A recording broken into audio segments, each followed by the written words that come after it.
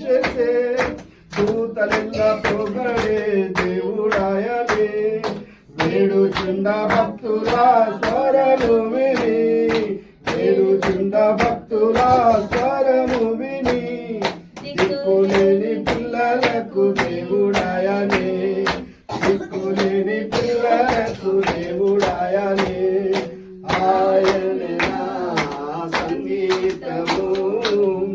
ఆమేన్. అయితే దిక్కులేని పిల్లలకు ఎవరు దిక్కు? దేవుడు దిక్కు. కాబట్టి ఇక్కడ ఒక దేవుడు అమ్మగారు కూడా ప్రార్థన చేసి చాలా రోజుల నుంచి దిక్కు లేని వాళ్ళకు ఇక్కడ ఆశ్రయం ఇవ్వాలనేసి ఒక ఇది చేసినాం. మేము ఏదో మా గురించి ఇక్కడ ల్యాండ్ తీసుకున్నది కాదు.